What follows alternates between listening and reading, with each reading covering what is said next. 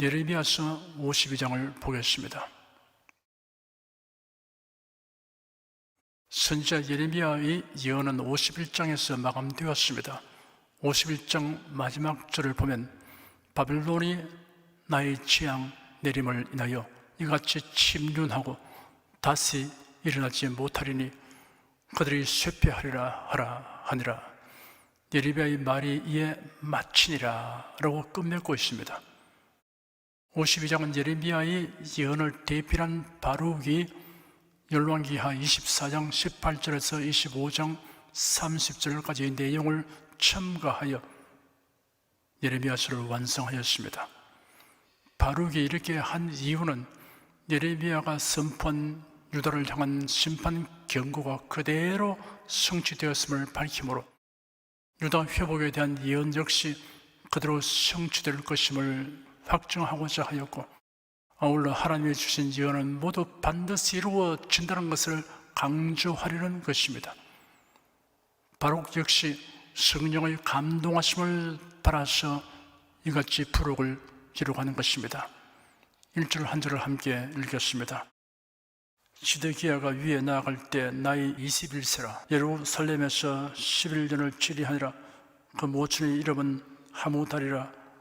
림나인 예레미야의 딸이더라. 시드기야는 21세 왕위에 올라 11년 동안 통치하였습니다. 왕의 모친은 림나라는 지방에 사는 예레미야의 딸 하무달입니다. 선지자 예레미야가 아닌 동명이인입니다. 2절 한 절을 함께 읽겠습니다. 시드기야가 여호야김의 모든 행위를 본받아 여호와 보시기에 악을 행한지라. 시드기야의 악행 가운데 가장 중대한 것은 우상 숭배와 이방 종교 문화를 받아들인 것입니다. 바알과 아스타롯 그리고 일월 성신을 숭배하고 산당과 인신 제사를 허용하였습니다. 그리고 선지자 예레미야가 전하여 준 하나님의 뜻을 무시하고 바벨론에 대항하였으며 예레미야 선지자를 투옥시켰습니다. 예레미야를 죽이려고 하는 방백들에게 선지자를 넘겨주기도 하였습니다. 시드기야는 역대 왕들 중에 하나님을 경외하고 전심으로 섬긴 왕들을 본받지 않고 여호야김 같은 악한 왕을 본받았습니다. 성경에는 우리의 신앙과 생활에 훌륭한 본보기가 되는 인물들이 많이 등장합니다. 이런 위인들의 행실을 살피고 본받으려고 힘써야 합니다. 본보기가 있으면 어떻게 행할 것인가를 결정하는 데 큰 도움이 됩니다. 히브리서 11장에는 믿음의 선진들의 명단이 나열되어 있습니다. 본받을 내용까지 요약 기록되어 있습니다.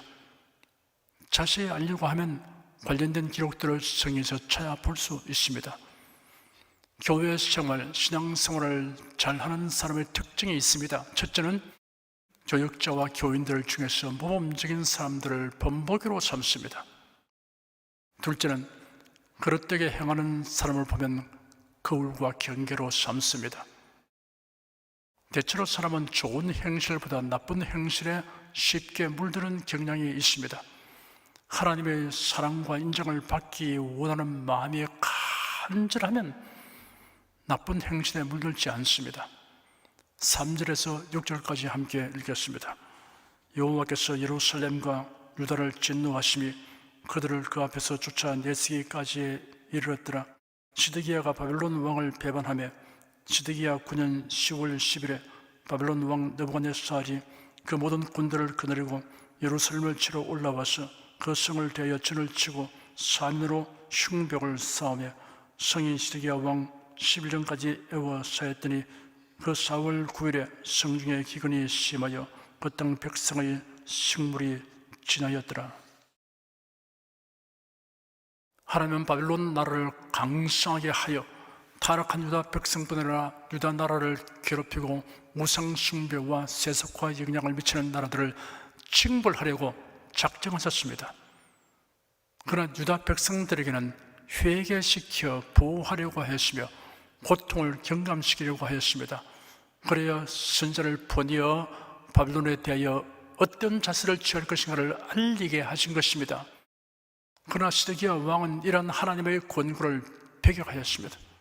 그로 인하여 결국 예루살렘은 바빌론의 침략을 받았습니다. 바빌론 왕 느부갓네살의 군대가 예루살렘을 에워싸고 공격용 토성을 쌓았습니다. 시드기야 왕이 완강히 저항함으로 2년이나 성을 포위하였습니다. 드디어 성중의 양식이 절핍하여 백성들이 토탄에 빠졌습니다. 백성은 배고픔과 목마름으로 인하여 정신이 나간 행동을 하였습니다. 7절에서 9절까지 함께 읽었습니다. 갈대아인이 그 성읍을 에워쌌더니 성벽을 깨뜨리며 모든 군사가 밤중에 두 성벽 사이 왕의 동상 견문길로 도망하여 아라바 길로 가더니 갈대아인의 군대가 시드기야 왕을 쫓아가서 여리고 평지에서 미치매 왕의 모든 군대가 그를 떠나 흩어진지라. 그들이 왕을 잡아가지고 하마 땅 림나에 있는 바벨론 왕에게로 끌고 가며 그를 신문하니라. 유다 군사들이 저항 능력이 쇠진하게 되자 바벨론 군대가 성벽을 깨뜨리기 시작했습니다. 다급하게 된 시드기야 왕은 그의 처자와 신하들과 군인들을 대동하여 탈출하였습니다. 왕의 동산 견문으로 나가서 아라바 길로 도망하였습니다. 아라바 길은 갈릴리 남쪽으로부터 요단 계곡과 사해를 포함하여 멀리 아카바만까지 이르는 대계곡에 있는 길입니다. 요단 계곡길이라고도 하였습니다. 시드기야 왕 일행이 도피한 사실을 알게 된 바벨론 군사들이 곧 추격하였습니다. 이들이 뒤쫓아오니 왕을 경호하던 군사들이 뿔뿔이 흩어졌습니다. 시드기야 왕과 가족은 체포되어 바벨론 왕이 있는 곳으로 끌려갔습니다. 10절, 11절 두 절을 함께 읽겠습니다.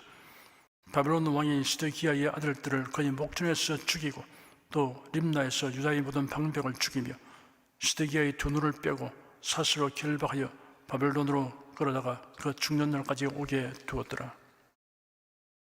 시드기야 왕은 그의 아들들이 비참하게 처형당하는 것을 목도하게 되었습니다. 그런 후 두 눈이 뽑히고 쇠사슬에 결박되어 바벨론으로 끌려가서 투옥되었습니다. 전쟁은 운동 경기 같은 것이 아닙니다. 패하면 굴욕을 당하는 정도가 아니라 왕과 백성들이 비참한 징계에 처하게 됩니다. 대한민국은 해방 이후 오늘까지 동족의 위협을 바라며 77년을 지내왔습니다. 북한은 한시도 적화 통일의 야욕을 부리지 않고 있습니다. 6.25 남침으로 이 땅을 초토화시키고 동족을 살상했습니다. 하나님의 은총으로 휴전 이후에 한반도 이남에는 복음이 활발하게 전해지고 무수하게 많은 교회가 설립되었으며 눈부신 경제 부흥을 하여 왔습니다. 북한에 많은 경제 지원을 하였으나 결과는 핵무장과 수많은 도발과 협박뿐이었습니다. 우리나라의 실상을 살펴보면 예레미야 선지자의 심정을 가지지 않을 수 없습니다. 불의, 불법, 부정, 기만이 정상적 처세술로 둔갑한 사회가 되어 있습니다. 겉으로는 교회의 지도자인데 내막은 복음적 신앙을 해치는 다원주의, 포용주의, 공산사회주의, 다른 복음이라는 가라지를 부리는 작업을 하는 자들이 곳곳에 침투되어 있습니다. 예레미야 선지자가 애타는 마음으로 외쳐도 백성들은 오히려 거짓 선지자를 지지하고 예레미야의 말을 듣기 싫어하여 배격하였듯이 오늘날도 거듭나지 못한 신자들 중에는 설교자가 외치는 메시지가 과연 성경에 부합하는가를 묻지 않고 자신의 정치적 성향이나 세속적 이해 덕질로 판단하는 자들이 있습니다. 그래도 우리 사회와 교회는 굽히지 않은 의지와 꺼지지 않은 열정을 가지고 교회를 위하고 나라를 위해 자발적이고 헌신적으로 활동하는 분들이 많이 있습니다. 이런 우리가 하나님의 긍휼의 이기심을 받게 될 것을 기대하고 믿는 이유입니다. 당시 유다 나라의 시드기야 왕과 백성들은 하나같이 참 선지자가 선포하는 메시지를 듣기 싫어하였고 자기들의 욕심을 합리화해주는 거짓 선지자들의 말을 듣고 그릇된 길을 고집하여 갔습니다. 이런 현상은 나라가 망하게 될 징조입니다. 그리하여 그들은 하나님의 긍휼을 입지 못하였습니다. 12절에서 16절까지 함께 읽겠습니다. 바벨론 왕 느부갓네살의 19년 5월 10일에 바벨론 왕의 어전 시위대 장관 느부사라단이 예루살렘에 이르러 여호와의 전과 왕궁을 불살하고 예루살렘의 모든 집을 유인의 집까지 불살랐으며 시위대 장관을 쫓는 갈대아인의 온 군대가 예루살렘 사면 성벽을 헐었으며 시위대 장관 느부사라단이 백성 중 비난한 자와 성중에 남아있는 백성과 바벨론 왕에게 항복한 자와 무리의 남은 자를 사로잡아 옮겨가고 빈천한 국민을 남겨두어 포도원을 다스리는 자와 농부가 되게 하였더라. 느부갓네살 왕의 19째 해 5째 달 10째 날은 태양력으로는 주전 586년 7월 혹은 8월 10일이 됩니다. 느부갓네살 왕의 경호장관 느부사라단이 성전과 왕궁뿐 아니라 예루살렘 전체를 불살랐습니다. 예루살렘 사면 성벽도 허물었습니다. 백성들을 포로로 잡아 가되 가난한 자는 남겨두어 농사 짓는 일을 하게 하였습니다. 이런 식민지가 된 유다 지역에서 조응을 벌어내기 위한 의도였던 것입니다. 17절에서 23절까지 함께 읽겠습니다. 갈대아인이 또 여호와의 전의 두 놋기둥과 받침들과 여호와의 전의 놋바다를 깨뜨려 그 놋을 바벨론으로 가져갔고 또 가마들과 부삽들과 불집게들과 주발들과 숟가락들과 숨길 때 쓰는 모든 놋그릇을 다 가져갔으며 시위대 장관이 또 잔들과 화로들과 주발들과 솥들과 촛대들과 숟가락들과 바리들 곧 금물의 금과 은물의 은을 가져갔는데 솔로몬 왕이 여호와의 전을 위하여 만든 두 기둥과 한 바다와 그 받침 아래에 있는 12노소 곧 이 모든 기구의 놋 중수를 헤아릴 수 없었더라. 그 기둥은 한 기둥의 고가 18규빗이요 그 주위는 12규빗이며 그 속이 비었고 그 두께는 사지 노이며 기둥 위에 논무리가 있어 그 고가 5규빗이요 물이 3면으로 돌아가며 꾸민 그물과 석류가 다 놓으시며 또 다른 기둥에도 이런 모든 것과 석류가 있었으며 그 사면에 있는 석류는 96이요 그 기둥에 둘린 그물 위에 있는 석류는 도합이 100이었더라. 바벨론 군대는 예루살렘 성전 놋 기둥과 성전 기물들을 모두 탈취하였습니다. 놋과 금과 은으로 만들어진 기물들입니다. 24절에서 27절까지 함께 읽겠습니다. 시위대 장관이 대상 스라야와 부제사장 스바냐와 전 문지기 세 사람을 잡고 또 성중에서 사람을 잡았으니 곧 군사를 거느린 장관 하나와 또 성중에서 만난 바 왕의 시종 7인과 국민을 총무하는 군대 장관의 세관 하나와 성중에서 만난 바 국민 60명이라 시위대 장관 느부사라단이 그들을 잡아가지고 림나 바벨론 왕에게 나아가며 바벨론 왕이 하맛 땅 림나에서 다 쳐 죽였더라. 이와 같이 유다가 서로 옆에 본토에서 떠났더라. 유다의 주요 인사들을 처형하였습니다. 대장과 부제사장과 성전 문지기도 처형하였습니다. 이들이 바벨론을 배격하는 정책에 가담하기 때문입니다. 설마 우리를 처형하겠느냐라고 생각했을 테지만 전쟁에 피하면 사회의 지도층을 먼저 처리하기 마련입니다.